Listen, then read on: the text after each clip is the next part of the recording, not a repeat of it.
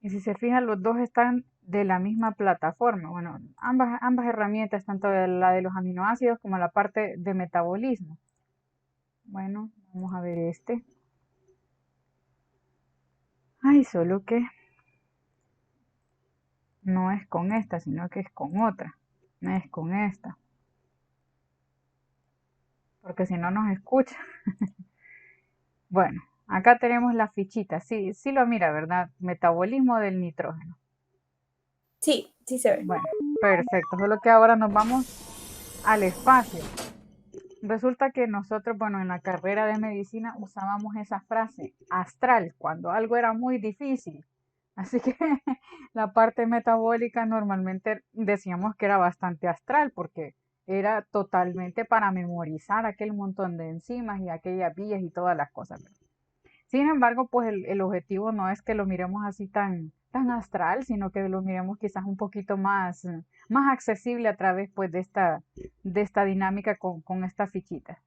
Entonces, todos los conceptos que están acá son toditos, toditos, toditos provenientes de la parte o de la sección del metabolismo. Así que, bueno, vamos a ir viendo algunos de estos. Podemos escogerlo al azar o podemos seleccionar uno en particular. Y bueno, acá tenemos Doctora, justo. Dígame. solo una cosita, es que ayer vimos uno, ¿verdad? Entonces tendríamos que estudiar los dos, o sea, Sí, bueno, correcto. repasar con los dos, con este Es y con que, este otro. es que fíjese que la plataformita esta que usé para hacer estas fichas solamente me permite meter 50 preguntas. Entonces, imagínense, ayer revisamos 50 conceptos. Entonces, como son bastantes, bueno, creo que lo mencionábamos ayer, la sección esta de proteínas, al ser tantas las proteínas del cuerpo, bueno, el contenido es inmenso, ¿verdad? Entonces, realmente no terminaríamos nunca si miráramos a detalle cada una de las proteínas del cuerpo. Entonces, tratamos de priorizarlo, pero aún así la cantidad de contenido es bastante. De hecho, esta es la unidad que tiene más contenido, así que, bueno, hay un montón de preguntas, pero bueno, en el examen tratamos de poner quizás las cositas más, digamos, las más importantes. Bueno, entonces sí, serían las dos unidades, ¿verdad? La parte que dice aminoácidos y esta parte que dice metabolismo. Así que las dos herramientas son para repaso. Pero esta pues es exclusiva para la sección de metabolismo. Bueno, acá tenemos esta preguntita. Producto de la degradación del hemo. Entonces decíamos que ese grupo hemo era el que servía para el transporte del oxígeno y que cuando lo comenzábamos a degradar decíamos que era como cuando nos hacíamos un moretón que pasaba inicialmente del color morado, después se ponía de un color como verde y por último un color amarillo. Y ese pigmento de color amarillo era la bilirrubina. Entonces el producto final de la degradación del hemo es esa bilirrubina. ¿Veamos? Bilirrubina, es correcto. Vamos a ver. Buenas tardes, Ever. ¿Qué tal? ¿Cómo está? Aquí, Lick, buenas tardes. Ahí estamos. Bueno, Gracias mira, a Dios, bien. hoy estamos haciendo una actividad de repaso de la sección de metabolismo, así que bienvenido. Bueno, Gracias. entonces el producto de la degradación del hemo sería entonces la bilirrubina. Recuerden entonces ustedes digamos la correlación o el orden cuando se han hecho algún moretón, ¿verdad? Primero pasa de morado, luego pasa a verde y luego por último pasa a amarillo, que es la bilirrubina. Y como la bilirrubina ya una vez que se conjuga es soluble, entonces esta ya puede eliminarse pues por la vía fecal. Así que posteriormente pues se quita el color amarillento de la piel, pero esa es la causa, digamos, de los cambios de los moretones. Bien, otra pregunta. ¿Verdadero o falso? ¿La formación de urea requiere energía?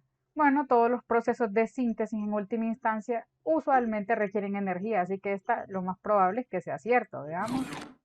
Verdadero. De hecho, el proceso de la generación de la urea requiere la hidrólisis de una molécula de ATP. Así que, bueno, ahí tenemos que efectivamente se necesita energía. Veamos esta que dice del cafecito, veamos que acá está bastante llamativo. Aminoácido asociado con el sistema de recompensa. Bueno, más que un aminoácido sería un aminoácido de tipo neurotransmisor. Y decíamos que en este caso pues era la dopamina. Esta era la que asociábamos con casi todas las respuestas de recompensa o de placer o de satisfacción en el organismo. Digamos que algunos elementos de los que más inducen la respuesta de dopamina en el cuerpo, Una, el café, la siguiente, el chocolate, el siguiente, las fresas y después el aguacate. Así que vean ustedes qué alimentos son los que normalmente inducen mayor liberación de dopamina en nuestro organismo. Entonces, decíamos que esta dopamina era el neurotransmisor importante para el sistema de recompensa y que por lo tanto era aquel asociado con todas las adicciones. La adicción al juego, la adicción a la televisión, la adicción a lo que sea, ¿verdad? Ya sea a la comida, algún alimento o a las drogas. Entonces, ese era el neurotransmisor asociado. Veamos, dopamina. Bien, ¿cómo eliminan el amoníaco los mamíferos?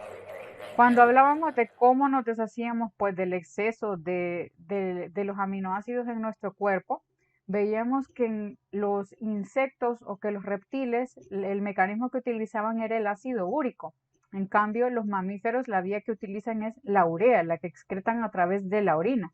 Y decíamos que la única excepción a este caso era el perro dálmata, que el perro dálmata la vía que utilizaba era siempre la del ácido úrico. Cosas extrañas que ocurren dentro de la naturaleza. Entonces, urea.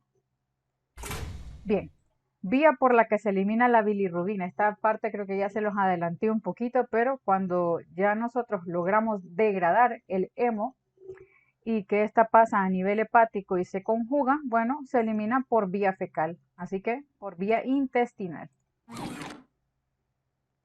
Bien. Veamos otras preguntitas acá. Esta otra que tiene una imagen.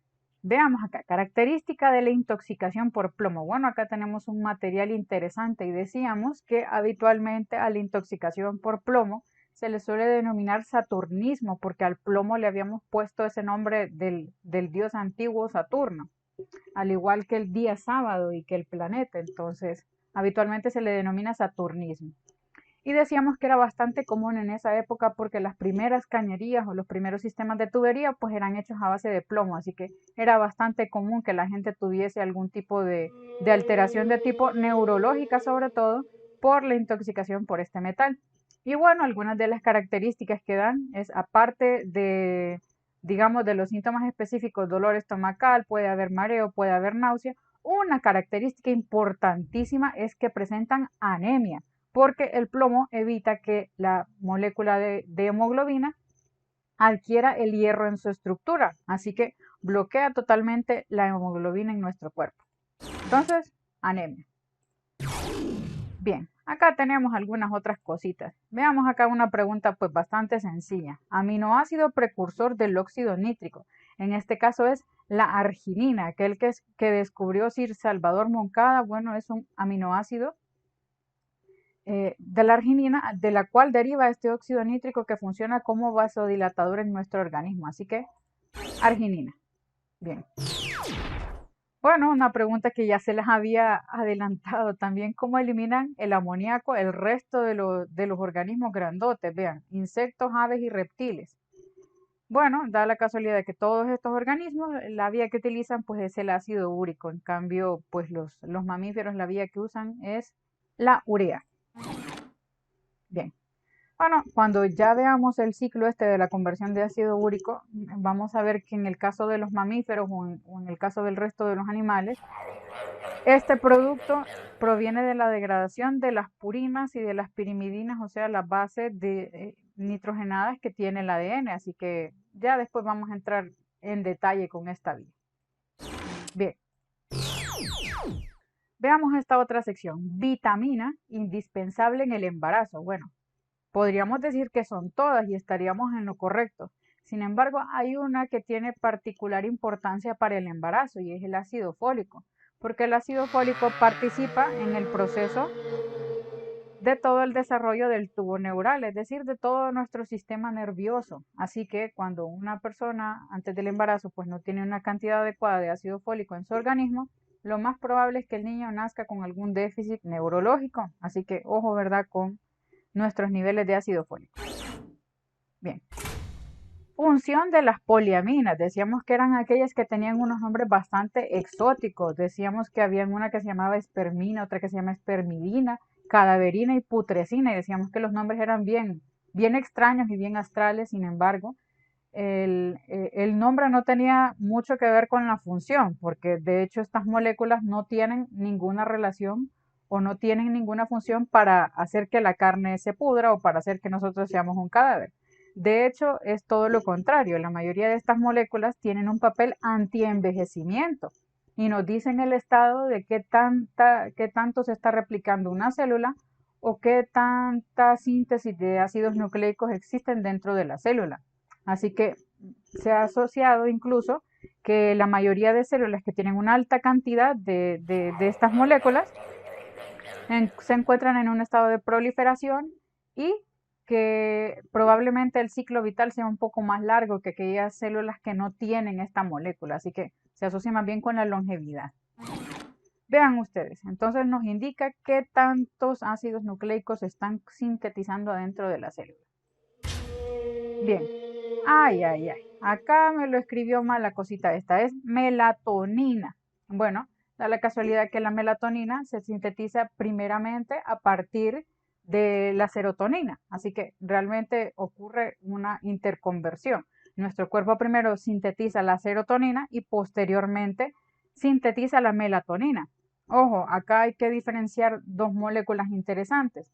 Una que sea la melanina, que es la que causa el pigmento en la piel, en los ojos, en el pelo, y otra que sea la melatonina. Lo que pasa es que acá creo que me comí pues la palabra en particular.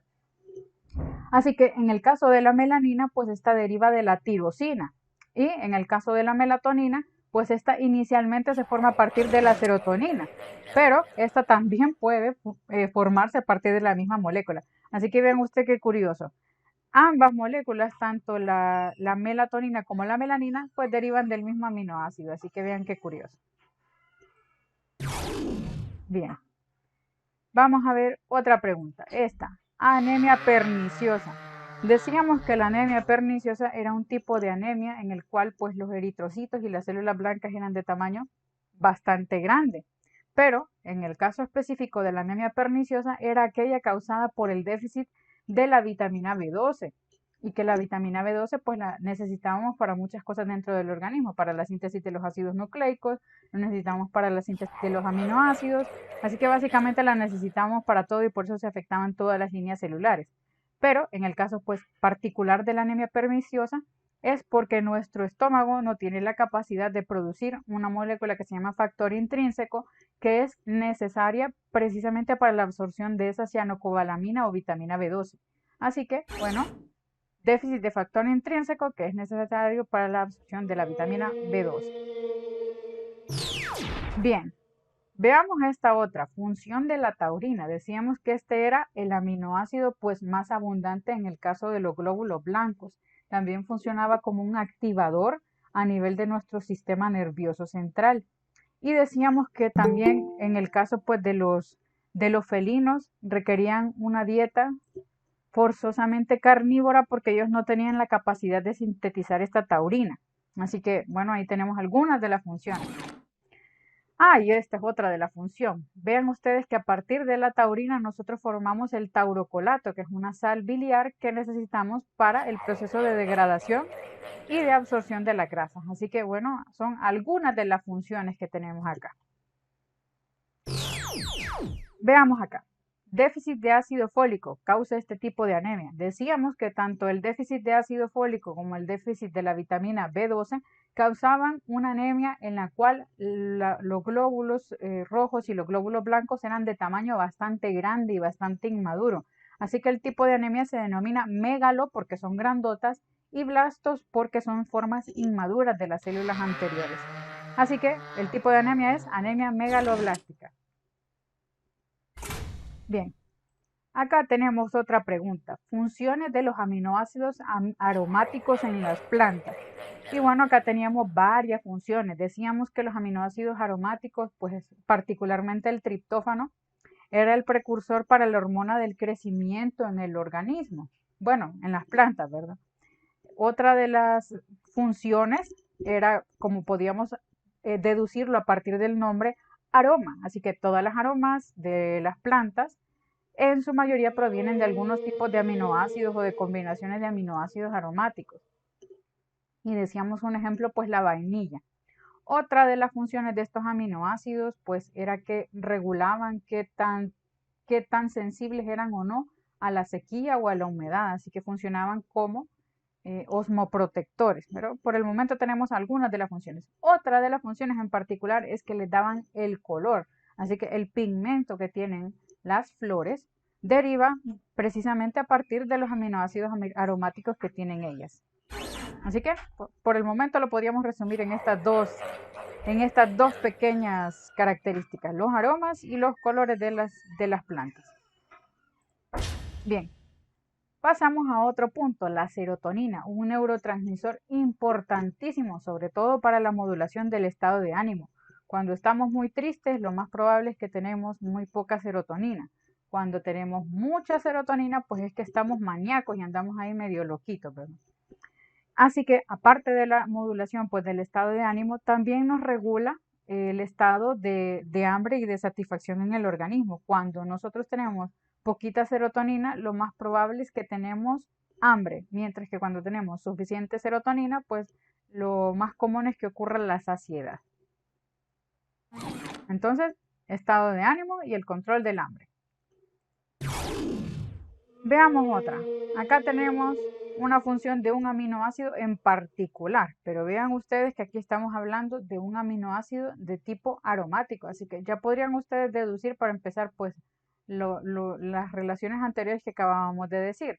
Decíamos que estos tipos de aminoácidos funcionaban para la síntesis de los colores, para los olores, decíamos también que funcionaban para la síntesis de la hormona del crecimiento en el caso de las plantas, y veamos, en el caso particular de la fenilalanina, era el precursor para la plastoquinona, que era aquella molécula encargada, digamos, de absorber la energía y en el caso de la luz, y convertir pues esa energía en una materia prima denominada glucosa. Así que nosotros, en el caso de las plantas, ocupamos que esa planta tenga una adecuada cantidad de fenilalanina para que puedan realizar los procesos de fotosíntesis. Así que es esencial para la fotosíntesis. Bien, acá tenemos otra molécula en el cuerpo, derivada de la histidina. Vean, pueden denominar muchos de estos nombres o muchas de estas funciones a partir de los nombres. Así que en este caso, pues la histamina deriva de la histidina.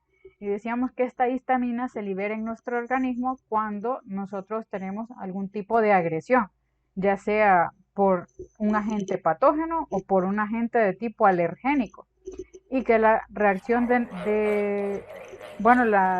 digamos que la reacción que ocurría en nuestro cuerpo cuando había liberación de histamina era provocar la vasodilatación y por lo tanto hacer que llegaran todas las células mediadoras de la inflamación. Así que es un mediador inflamatorio. Vean ustedes, vasodilatador y estimula también la producción del ácido clorhídrico. Bueno, esta es otra de los aspectos importantes.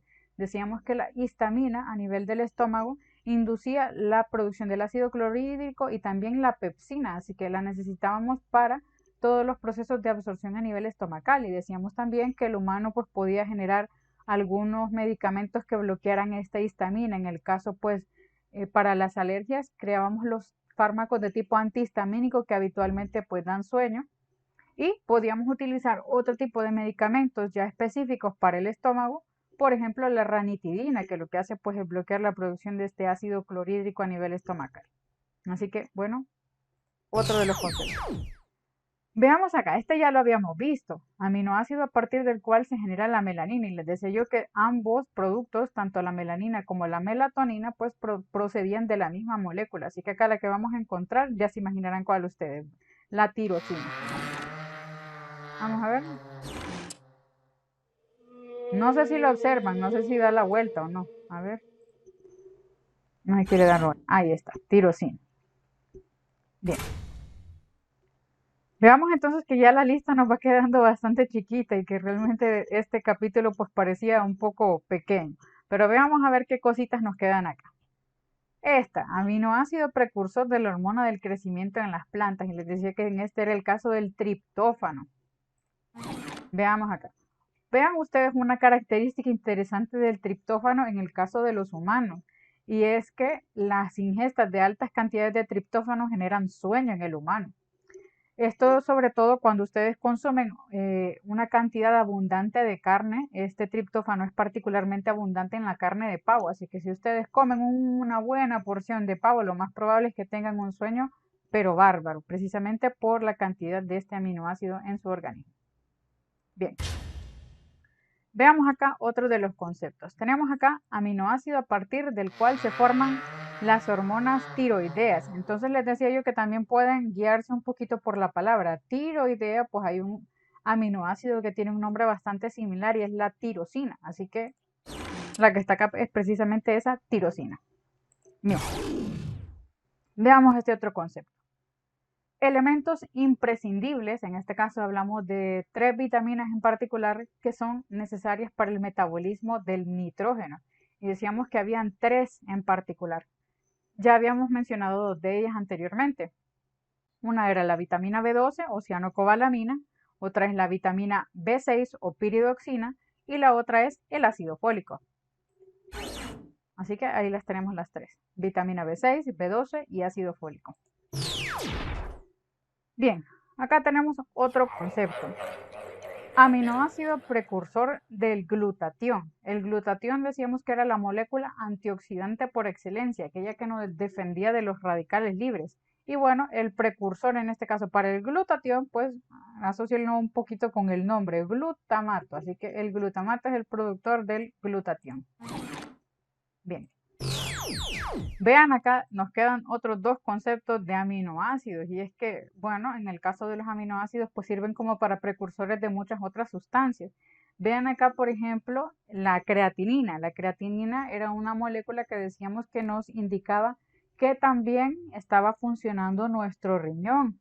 Así que en última instancia nosotros convertíamos esta molécula, vean ustedes la arginina, la misma que utilizábamos para la síntesis del óxido nítrico. También utilizamos esta molécula para generar precisamente esta creatinina dentro de nuestro organismo y esta pues se elimina por vía renal y nos dice que también está funcionando nuestro riñón. Así que en este caso pues arginina.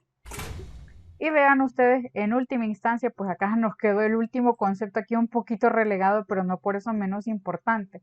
Vean ustedes si recuerdan muchas de los mecanismos o de las reacciones que habíamos visto a nivel metabólico en nuestro organismo, pues incluían a este elemento en particular, el ácido nicotínico. Y bueno, decíamos que nosotros podíamos generar directamente este NAD a partir de la niacina o de la vitamina B3 o que podíamos usar un aminoácido en particular para generarlo. Y en este caso pues es el triptófano, ese mismo que dijimos que se asociaba con el sueño en el organismo, pues también lo utilizamos para la generación de este NAD dentro de nuestro organismo, así que participa en muchos procesos metabólicos del cuerpo. Y bueno, otra característica en particular es que este triptófano pues es un aminoácido de tipo esencial. Recuerden, esencial significaba que nosotros teníamos que adquirirlo a partir de la dieta exclusivamente porque no podíamos sintetizarlo. Así que al nuestro cuerpo pues no poder sintetizarlo, necesita extraerlo o absorberlo de las fuentes de los alimentos. Así que nosotros ocupamos producir una cantidad adecuada de triptófano, en este caso pues para generar tanto el NAD como para las otras moléculas que habíamos visto anteriormente. Así que vean ustedes que esa es la importancia. Y bueno, ya nos quedamos sin conceptos, así que podríamos decir que básicamente resumimos la sección de metabolismo bastante rapidito. Y bueno, no sé si tienen alguna duda con esto o si quisieran que repasáramos quizás el contenido de ayer o alguna pregunta en particular que tengan.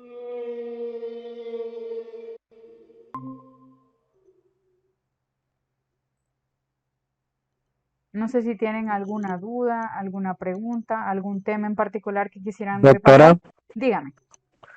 la del sueño puede ser no solo por la ingesta de pavo, puede ser por alguna planta, como está más presente en las plantas. Ah, sí, sí, también. Da la casualidad que hay algunas plantas que usted sabe que tienen la capacidad de inducir el sueño y una de esas, por ejemplo, sería el caso de la dormidera o la amapola. Entonces sí, también puede ser a Ajá. partir de las plantas, pero tienen que contener una cantidad ¿Sabe, pues sustancial, digamos, de este aminoácido en particular. sabe por qué le pregunto? Porque Cuando yo estoy así con insomnio y algo, yo lo que hago es hacerme un té de lechuga y cabal. Ah, pues sí, mire. No sé, Bueno, de hecho, no sé si tendrá. aparentemente eso sería, digamos, una de los elementos relacionados, pero si hablamos en particular del O no sé sueño, si será o no sé si será un placebo mío, que es la primera vez que lo hice, me dio sueño, no sé si será un efecto placebo que yo tengo, porque pues, habría que investigar, mire, en una ocasión darle a usted un té de nada y en otra vez un té de lechuga, a ver cuál de los dos de verdad le funciona.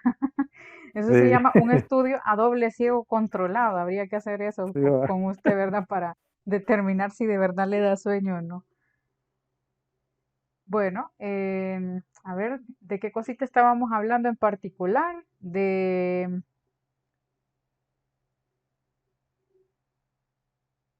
antes de... Ah, ya, correcto. Por ejemplo, existen algunas otras plantas que también se han asociado con la presencia de sueño, digamos, o del estado de relajación. Por ejemplo, la valeriana, el té de tilo, etcétera. El mecanismo propuesto a veces no solamente es por el aminoácido que contienen en particular, sino que también puede ser por el efecto que generan a nivel de nuestros neurotransmisores. En este caso, muchos de estos lo que evitan es la producción de acetilcolina, que la acetilcolina pues es un activador dentro de nuestro sistema nervioso, sobre todo a nivel periférico. Entonces, digamos que esa sería una de las posibles relaciones, ¿verdad? Pero en el mecanismo de la producción del sueño existen muchos elementos asociados y uno de esos, ya lo habíamos mencionado anteriormente, era la melatonina, aquella que nosotros generamos a partir de la tirosina, porque la melatonina nosotros la producimos cuando hay oscuridad y cuando hay oscuridad, al existir esta síntesis de melatonina, nosotros tenemos el sueño. Así que lo habitual o digamos que lo recomendable para un descanso adecuado sería estar en un lugar oscuro para que la persona pues tuviese la producción correcta de la melatonina y que ocurra pues el descanso. Les voy a comentar mi experiencia. Da la casualidad que yo suelo tener el insomnio. A mí me cuesta bastante dormirme. Y a partir de un tiempo acá he comenzado a tomar melatonina, precisamente porque es que yo era incapaz de dormirme. A mí me llegaban las 3 4 de la mañana y yo simplemente no me podía dormir. Así que comencé a tomar la dichosa melatonina para ver qué me ocurría. Y efectivamente me la tomo y a las 2 horas estoy dormida. Y otra de las cosas curiosas que me ha ocurrido con eso es que sueño más. Antes yo no soñaba pero nadita de nada. Y ahora al tomar la melatonina pues empiezo a tener sueños bastante locos. Así que a ver, ¿verdad? Cosas curiosas que ocurren con los neurotransmisores dentro de nuestro organismo. No sé si tienen alguna pregunta en particular o alguna otra curiosidad, algún aspecto que quisieran que repasáramos o podríamos hacer brevemente un pequeño repaso de lo que vimos ayer. Realmente yo no sabía, doctora, qué será la razón por la cual uno no soñaba, porque a mí tampoco me pasa eso, o sea, no puedo llegar a, creo que a ese nivel de sueño para poder soñar, no sé. Fíjese que, vaya, como se los mencionaba yo, que tiene que existir un nivel adecuado de cada una de estas sustancias para que usted, digamos, llegue a un descanso óptimo. Así que se lo voy a comentar. Normalmente yo solía sentirme muy cansada, a pesar de que dormía una cantidad considerable de horas, me sentía muy cansada. Y con la toma de esta melatonina, mire que yo de verdad sí he sentido, pues que duermo mejor, sinceramente. Así que qué Sí, curioso, ¿verdad? sí, porque yo también tengo ese mismo problema, se puede decir, que antes tenía que, ¿cómo le digo? Antes estaba estudiando dos carreras simultáneamente, Ujú, entonces me acostumbré a no dormir plenamente y ujú. ahora prácticamente me hace falta no dormir y cuando duermo no siento que descanso, entonces no sé. Es que ya se cargó usted todo su sistema, digamos, de ciclo de sueño-vigilia. Entonces a usted le va a tocar reacomodar su patrón de sueño para, digamos que para que usted pueda tener el descanso como se lo merece y el descanso reparador que decimos, ocupa, ¿verdad? Regular un poquito mejor, digamos, ese ciclo. Porque cuesta bastante volver a, digamos, a la normalidad, al menos sin la toma de productos exógenos. Se lo diré que yo intenté tomar de cualquier cosa. Tomaba té de tilo, tomaba té de valeriana, tomaba té de canela, tomaba cualquier cosa para intentarme dormir y no. Bueno, en última instancia terminé tomando antihistamínicos para dormirme, pero bueno, a la larga en la toma de este tipo de medicamentos lo que hace es que uno pierda, digamos, el umbral en el cual hacen efecto. Así que a la larga, si usted lo que toma es un antihistamínico para dormirse, realmente usted se va a acostumbrar a tomar el antihistamínico y después no se va a poder dormir si no lo toma. Entonces, digamos que está creando un problema aún mayor. Así que, bueno, por eso comencé a tomar la melatonina, que sería lo que normalmente produce el organismo. Así que, como para intentar volver a readecuar mi patrón de sueño.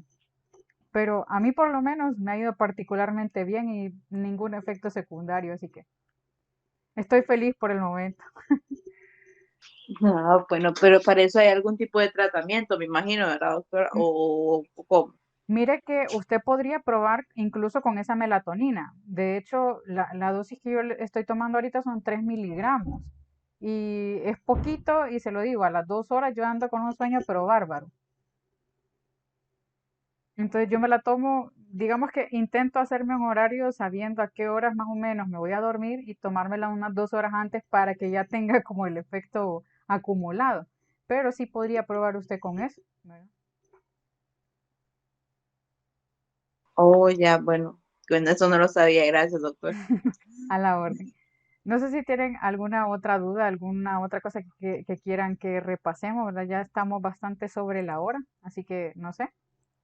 Si tienen alguna duda en particular, algún tema que hayan visto que estaba un poquito dificilito o complicado, no sé, como para repasarlo de forma rápida.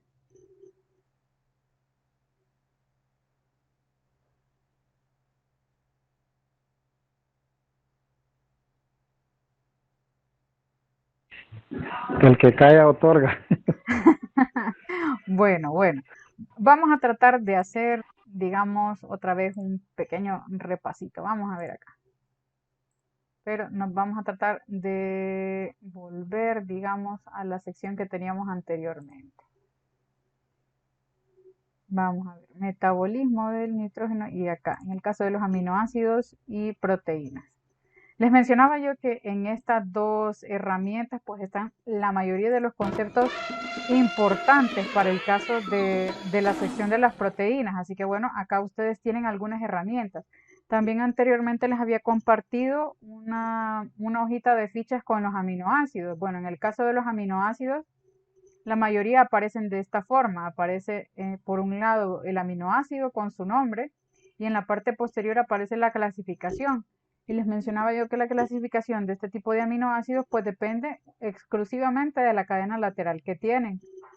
Decíamos que cuando la cadena lateral era totalmente a base de carbono e hidrógeno, este era de tipo alifático, así que este aminoácido en particular no les estoy pidiendo que se aprendan el nombre. Lo que les digo es aprendan a reconocer la estructura o las cadenas laterales que contienen. En este caso vean ustedes la cadena lateral, aparece acá en amarillo. ¿Qué tipo de molécula sería esta entonces? Una molécula de tipo alifático. Imaginemos entonces que en lugar de este carbono lo que tenemos acá es un anillo aromático, un anillo de benceno. Bueno, ese sería un aminoácido de tipo aromático. Si lo que encontramos en este extremo es otro grupo amino, entonces este tipo de aminoácido se denominaría como un aminoácido básico, porque esta, si ustedes se fijan, suele tener una carga positiva. Por el contrario, si lo que tenemos en esta cadenita fuese un grupo carboxílico, el tipo de aminoácido sería ácido, precisamente porque normalmente esto indica ácido carboxílico, así que es más que obvio que el tipo de aminoácido, pues en ese caso sería un aminoácido de tipo ácido. Bueno, en este caso, pues ya acá lo acabamos de ver. Así que esa otra herramienta donde teníamos la fichita de los aminoácidos también les puede servir para repasar. Bien. Veamos acá, aminoácidos que contienen un anillo de benceno, ya lo acabamos de mencionar, son aminoácidos de tipo aromático. Bien. Vitamina que actúa como cofactor en el proceso de transaminación. Bueno, habíamos mencionado que habían 3 vitaminas interesantes, pero en este caso en particular, la que ayuda para transferir un grupo amino a otra molécula es la vitamina B6. Así que, vitamina B6. ¿Verdadero o falso? Todas las proteínas poseen estructura cuaternaria. Falso. De hecho, por ejemplo, la insulina es una sola cadena, así que no es obligatorio que se asocien unas con otras. Bien. Categorías de las proteínas de acuerdo a su conformación. Decíamos que podían ser o fibrosas o globulares, de acuerdo a la forma que tienen, si forma de fibra o forma de pelotita. Bien. Aminoácidos frecuentes en las enzimas. Decíamos que eran aquellos que contenían azufre y decíamos que habían dos aminoácidos en particular que tienen azufre, la metionina y la cisteína. Bien, veamos algunos otros conceptos. Único aminoácido cíclico. Bueno, solamente hay uno que tiene una estructura cíclica y es la prolina. Así que, bueno. Veamos en la sección de las inmunoglobulinas. Decíamos que hay 5 inmunoglobulinas. Una de estas es la inmunoglobulina que se produce en la respuesta inicial. Decíamos que la respuesta inicial es la inmunoglobulina M. Por el contrario, la que queda como memoria es la inmunoglobulina G. La que actúa en el caso de las alergias es la inmunoglobulina de tipo E. Y la inmunoglobulina que se libera en secreciones, por ejemplo, las lágrimas, la saliva, en la orina a nivel intestinal, es la inmunoglobulina de tipo A. Así que esta, bueno, sería el caso de la inmunoglobulina M. Bien, acá tenemos algunas otras cositas. Aminoácidos aromáticos. Tenemos 3 aminoácidos de tipo aromático. Uno de estos era la fenilalanina, otro era la tirosina y otro era el triptófano. Y bueno, en este caso las características que tienen es que tienen un anillo de benceno en la estructura. Bien, veamos acá. Proteína fibrosa que se encuentra en forma de ovillo en la piel, ligamentos y vasos sanguíneos. Decíamos que en la piel pues teníamos 2 proteínas en particular. Una era el colágeno y otra era la elastina. En el caso en particular, bueno, acá estamos mencionando 2 otras estructuras interesantes. Ligamentos y vasos sanguíneos. Así que si nosotros asociamos los vasos sanguíneos con la capacidad de extenderse y dilatarse o de contraerse, necesitamos que sean elásticos. Así que, bueno, la proteína asociada en este caso sería la elastina. Por el contrario, el colágeno, si ustedes se fijan, no va a aparecer en los ligamentos, sino que va a aparecer en los tendones y va a aparecer en los huesos también. Bien. Los organismos emparentados comparten proteínas similares en estructura y en función. Obviamente, a mayor relación, pues más probable que sean similares sus estructuras. Bueno, en este caso no le eliminamos. Nombre de las proteínas encargadas del transporte de oxígeno en el organismo. Y decíamos que habían 2, una que transportaba el oxígeno en sangre y otra que lo almacenaba directamente en el músculo, y eran la hemoglobina y la mioglobina. Bien, vamos a ver otro de estos conceptitos. Un aminoácido esencial, y les decía yo que tenía una mnemotecnia bastante extraña. 3 tribus allá en mi fe, salvo porque la B acá la estamos cambiando por la otra. 3, treonina, triptófano, la B por valina, la H por histidina, la A por alanina, la L por leucina, la L por lisina, la M por metionina, la I por isoleucina, la F y la E por la fenilalanina. Así que bueno, esa sería, digamos que la mnemotecnia que yo me encontré más fácil para recordarlo. Así que bueno, ahí se las comparto. Bien, ¿cómo se reconoce la falta de nitrógeno en una planta? Bueno, porque adquieren un color amarillento, así que cuando la plantita está amarilla es que le hace falta nitrógeno. Otro elemento interesante, vitamina que se necesita para la síntesis de colágeno, y les mencionaba yo que habitualmente recomiendan unos serum de vitamina C, y bueno, esos serum de vitamina C los recomiendan precisamente porque esa vitamina es necesaria para la síntesis de colágeno, así que vitamina C. Bien, vean acá, aminoácidos polares y que poseen varios grupos amino. Decíamos que estos eran los aminoácidos de tipo básico. Bien, antígeno. Un antígeno es cualquier molécula que sea capaz de generar una respuesta inmune. Ya podríamos estar hablando de una proteína, podríamos estar hablando de una flor, en el caso de algunos agentes que no son nocivos para la mayoría de las personas, pero que algunas son capaces de reconocerlo y que por lo tanto desarrollan las alergias. Así que antígeno es cualquier elemento capaz de generar una respuesta inmune. Y decíamos que los más inmunogénicos eran las proteínas precisamente porque al ser las más variadas, pues obviamente generan mayor respuesta inmunitaria. Y bien, por la hora no sé, yo creo que nos podríamos quedar acá, ¿verdad? Y ya pues a ustedes les quedaría, digamos, de tareita comenzar a revisar cada uno de estos conceptos para que les sirva pues de repaso para el examen. De ahí no sé si tienen alguna dudita, alguna pregunta en particular.